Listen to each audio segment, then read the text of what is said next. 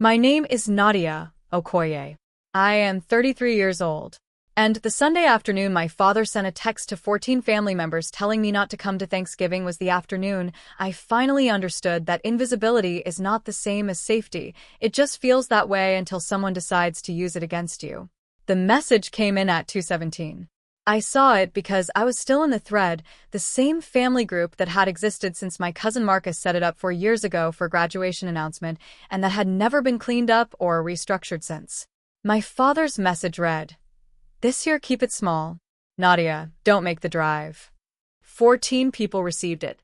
I watched the checkmarks turn from 1 to 2, one by one, as people opened it.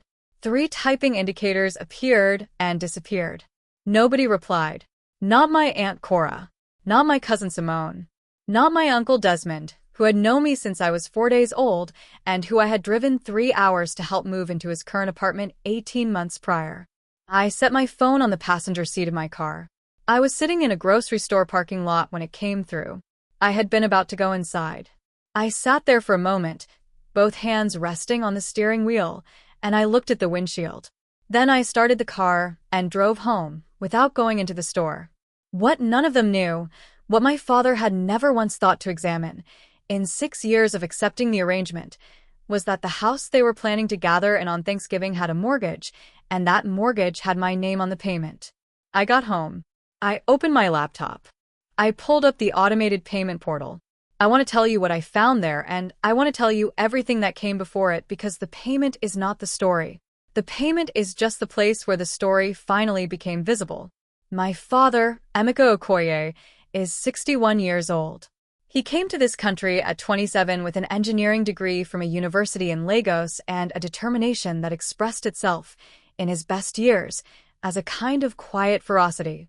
He worked his way into a mid-level structural role at a regional construction firm, raised 2 children in a house he owned, and sent both of us to college without debt. These are real things. I want to say that plainly, because what comes later is complicated, and I do not want to flatten him into something simple. My brother Tobias is 4 years older than me. He is the one my father always expected to take a certain shape, steady, practical, professionally legible in the way my father understood and valued. Tobias did not take that shape. He is a kind man, genuinely kind, with a gift for music and a long history of employment arrangements that my father describes as situations. He has lived, for most of his adult life, in a loose orbit around whatever the family could provide, and the family, my father specifically, has provided it without ever naming it as provision, because naming it would have required acknowledging that the shape he had expected from Tobias had not materialized. I am the one who did take a shape my father understood. I have a degree in civil engineering, his field, which I chose in part because it was the language we shared most clearly, and in part because I was genuinely good at it.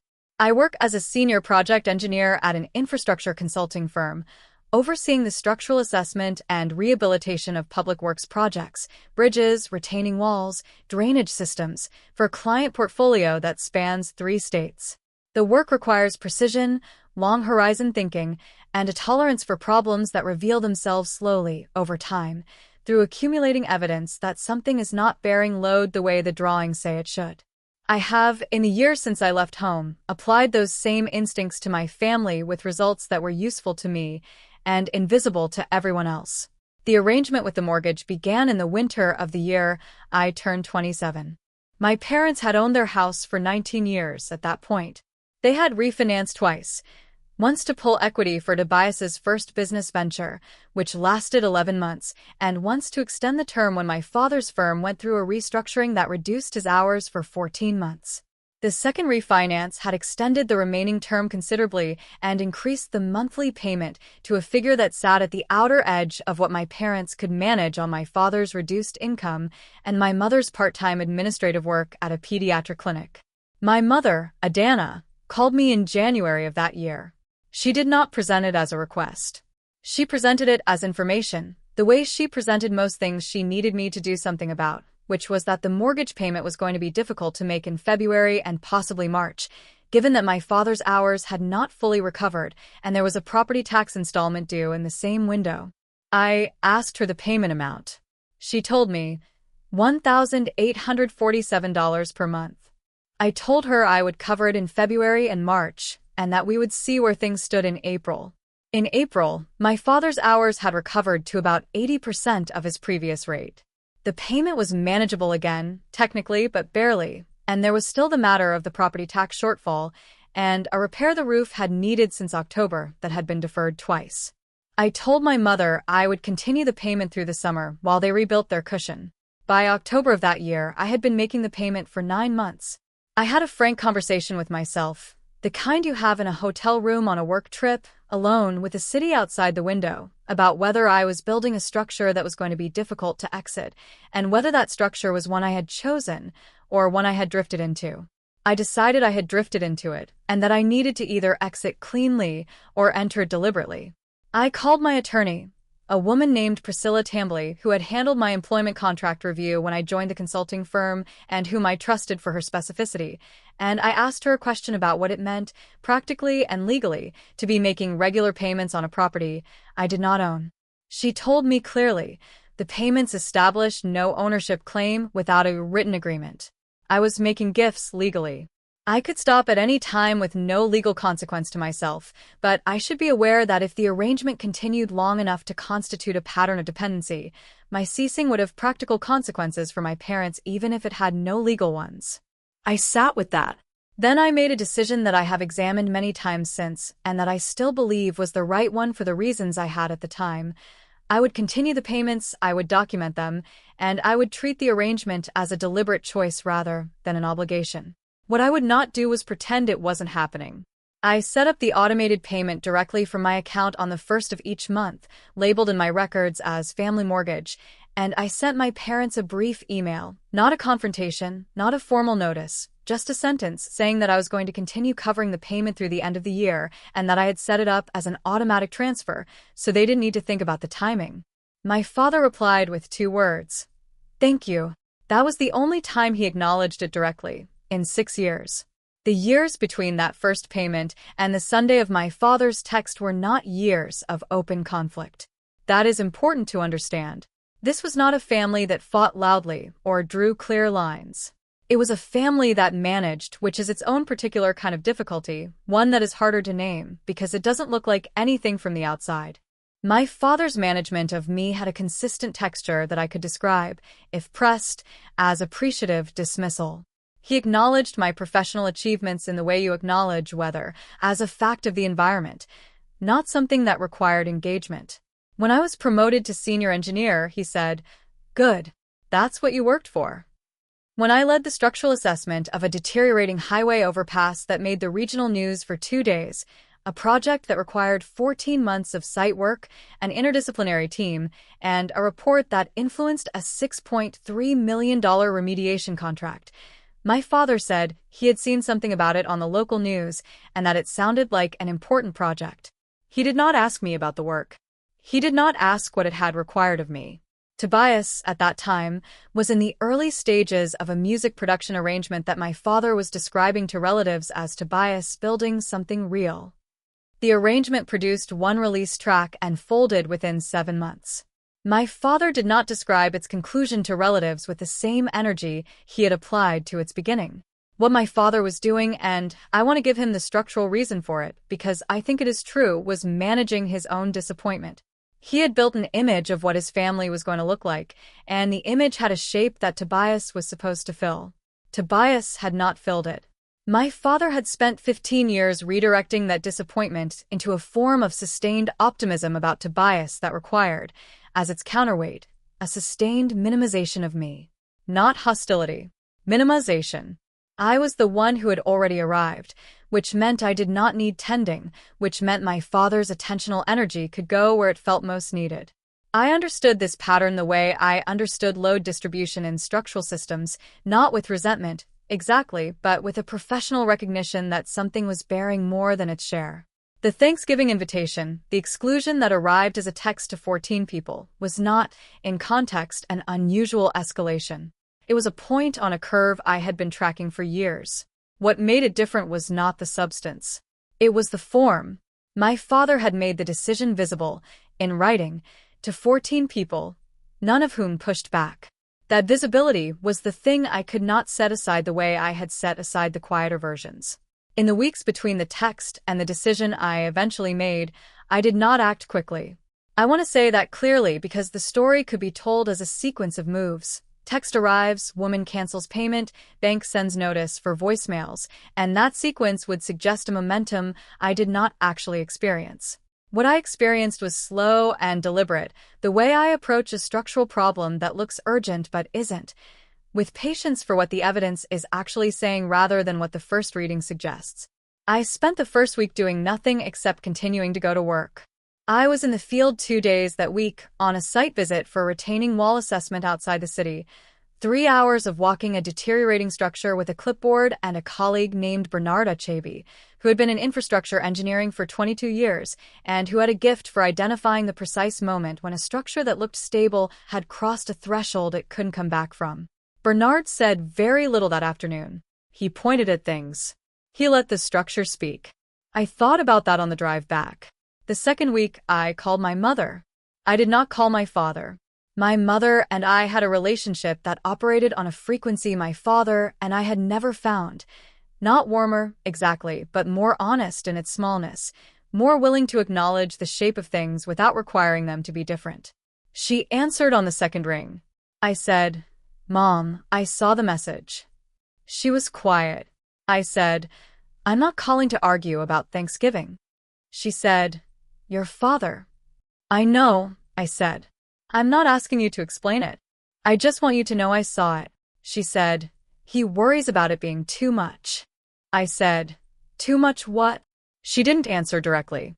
She said, "He doesn't always know how to say what he means." I said, "Mom, I'm going to need you to be a little more honest with me than that." The silence that followed was the kind my mother used when she was deciding something. "He doesn't know how to have you there and have Tobias there at the same time," she said. "It's not about you, the way you think it is."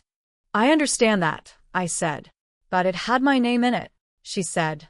"I know." We stayed on the phone for another 10 minutes and talked about other things. Before we hung up, she said, "Are you all right?" I said, "Yes." That was the most honest short answer I had.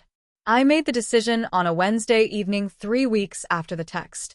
I had pulled up the payment portal a dozen times in those 3 weeks without doing anything, the way you pull up a document you're not ready to finalize.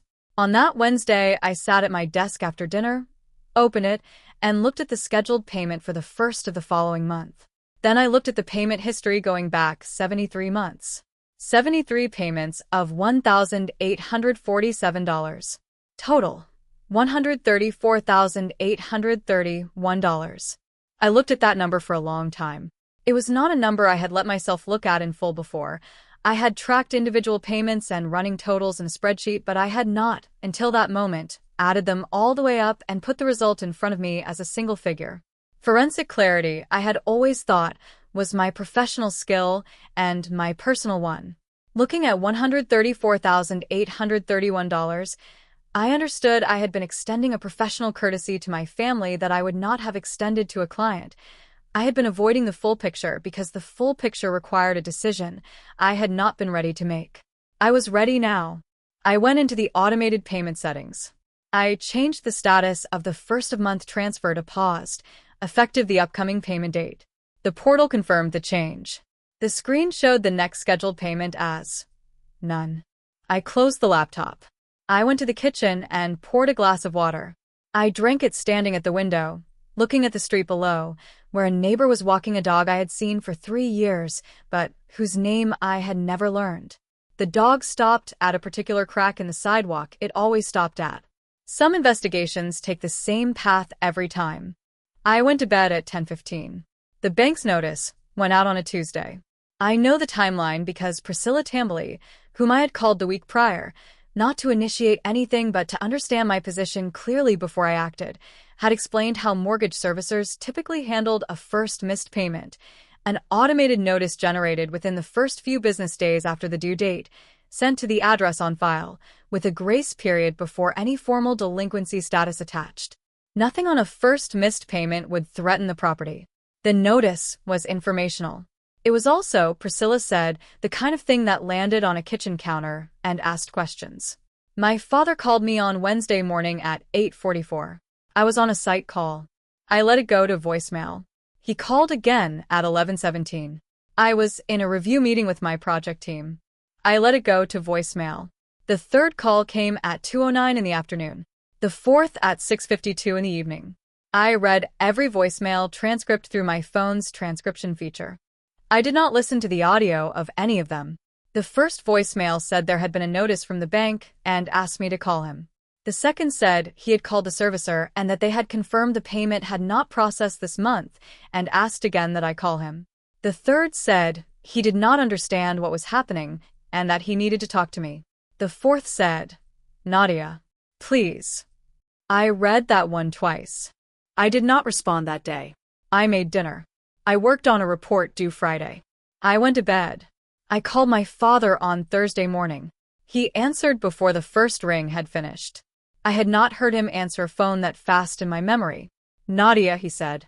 The bank." "I know," I said. I paused the payment. A silence. "You paused it?" "Yes." "Why?" I had thought about how to answer this question for 3 days. I had drafted versions in my head and discarded them. What I had arrived at was the shortest version, the one that was simply true. "Because I read your text," I said. The one to the family thread. The one that told me not to come to Thanksgiving. My father was quiet for long enough that I thought the call might have dropped. Then he said, That was about the numbers, Nadia. We had too many people already planning to." "Dad," I said. "You put my name in it." He stopped. "You sent it to 14 people, and you put my name in it specifically, and nobody said anything, and I was still in the thread. I've been making that payment for 6 years. 73 months. I have never asked you to acknowledge it publicly, or to thank me in front of anyone, or to explain to Tobias, or to anyone else where the money was coming from. I made those payments because you needed them, and I was able to make them, and I thought that was sufficient. But I am not able to keep making them inside an arrangement where I'm managed out of the room." My father's breath was audible on the line. "I'm not canceling the payment," I said. "I've paused it. I want to have a real conversation before I make any permanent decisions. But I needed you to know that I exist in this arrangement. I have existed in it for 6 years. And the text made me understand that you had found a way to benefit from my existence while also finding it manageable to tell me to stay away." The silence after that was different from the previous one. It had a quality I recognized from structural assessments, the particular quiet of something that has shifted and cannot shift back. My father said, "I didn't think about the mortgage." "I know you didn't," I said. "That's part of what I need you to think about." He said, "Nadia, I'm not angry with you," I said, and my voice was level, and it was true. "I'm asking you to see me clearly. That's all I've ever asked." He didn't say anything for a moment. Then he said, "Can you come home?" I said, "Not for Thanksgiving." "But yes." "We can arrange something." The conversation that followed in person at my parents' house on a Saturday 3 weeks later was the kind of conversation my family had never had in my memory. My mother was there. Tobias was not, which I had asked my mother to arrange, not to exclude him, but because the thing I needed to say was between me and my parents, and I did not want anyone managing the dynamic from the side. My father sat across from me at the kitchen table. My mother sat at the end. Between us, on the table, was a printed copy of the payment history, 73 months, $1,847 each, total $134,831, which I had brought not as a weapon but as a document. A record. The kind of thing you bring to a structural review so that everyone is looking at the same set of facts. My father looked at the paper for a long time without speaking. "I knew you were helping," he said finally. "I didn't know it was all of it." "I know you didn't," I said. "Your mother," he started, and my mother said, "Emeka," quietly, and he stopped. "I want to be in this family," I said. "I want to be in the room. Not as the person who keeps the lights on from a distance, as a person who gets to sit at the table." I paused. "I want to come to Thanksgiving. I want to come to Christmas. I want you to call me when something happens, not just when something needs to be paid for." My father looked at the document. His hand on the table was still. That's not too much to ask, my mother said. She was not saying it to me. She was saying it to my father. He looked up from the document. He looked at me, and his face had something in it that I did not try to name, and that I will not try to name now. Physical fact. His jaw shifted. His eyes moved to the window and then back. His hand on the table moved slightly, as if he had considered reaching forward, and then thought better of it. No, he said. It isn't. We talked for 2 hours. Not 2 hours of apology. 2 hours of the kind of conversation that had not happened in this house in 20 years, if it had ever happened. My father told me about the refinances in more detail than he had before, including the second one, which he had not told me about in full at the time. My mother talked about the months when the payment had felt impossible and what it had meant to have it simply arrive, reliably, on the first of the month. She used the word relief for times. My father used the word ashamed once, toward the end, quietly, looking at the table. I did not perform a response to that. I let it be what it was. Before I left, my father asked about the payment, whether I was going to reinstate it. I told him I needed to think about it, and that I would give him an answer within 2 weeks. I was not being evasive. I genuinely needed 2 weeks, and I thought he needed them too, to sit with the full weight of what the document showed, without the relief of an immediate resolution. I gave him the answer on a Tuesday evening, 2 weeks later. I told him I would reinstate the payment on one condition, which was not a punitive condition but a structural one, that we formalize the arrangement with a simple written agreement, drafted by Priscilla Tambley, nothing adversarial, that acknowledged the payments as a loan with a repayment schedule to begin when my father's full retirement income was established. Not because I expected to collect it in full, because I needed the arrangement to exist in a form that both of us could see.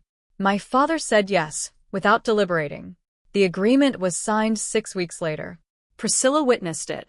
My father shook my hand after he signed it, which is not something he had done since my college graduation. The handshake was brief and formal and entirely sincere, and I have thought about it more times than I expected to. Thanksgiving the following year, I was there.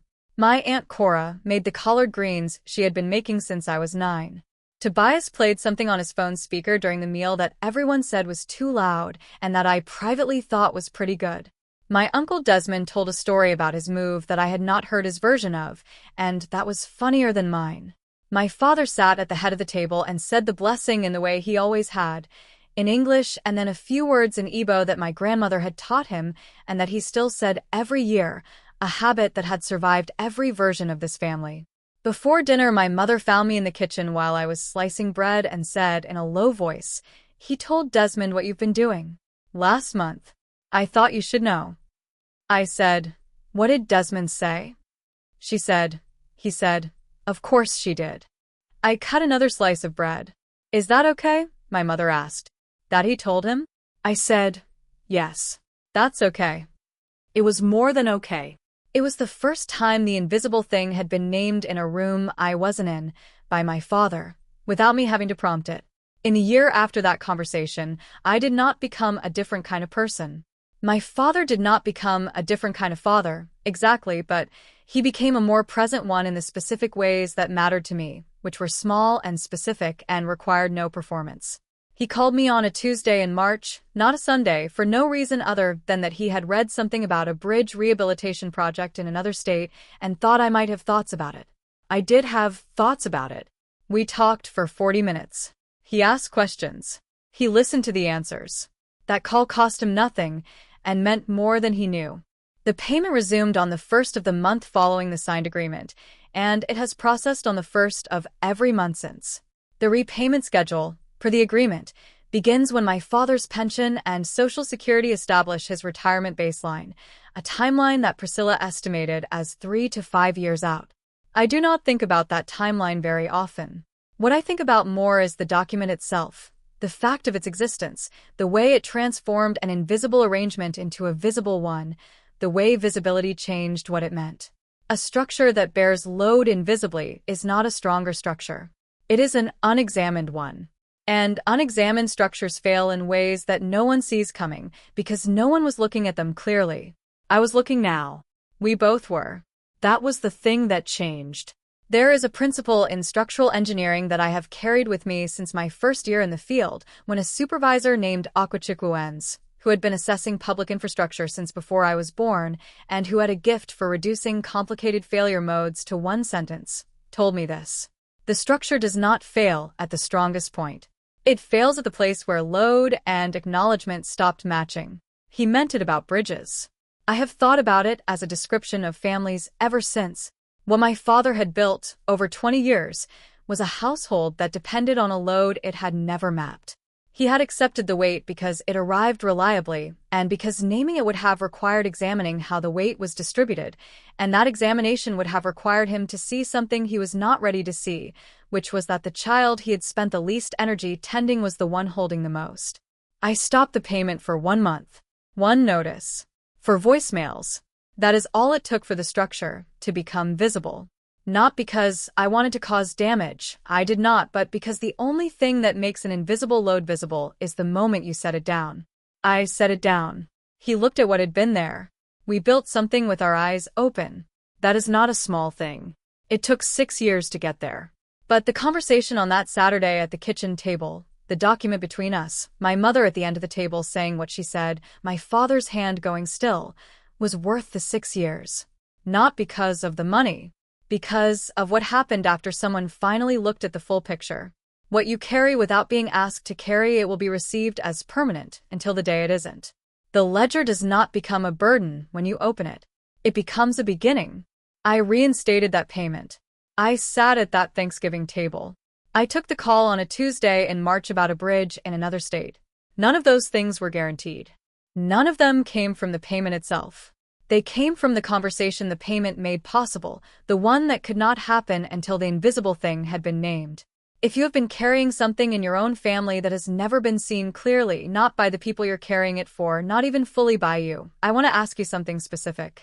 On the Thursday morning, I called my father back. For voicemails read, no audio played, 1 missed Thanksgiving, 6 years of the first of the month. There was a moment in the conversation when I said, I'm asking you to see me clearly. That's all I've ever asked. And my father went quiet. If you had been in that kitchen with my father in that silence, what would you have wanted him to say next? Leave it in the comments. I read every one. If this story found you today, if something in it felt like your own house, your own table, your own name in a thread you were never supposed to see, subscribe. There's a new story every week. Every one of them is for the person who kept something running that no one thought to thank. I'll see you in the next one.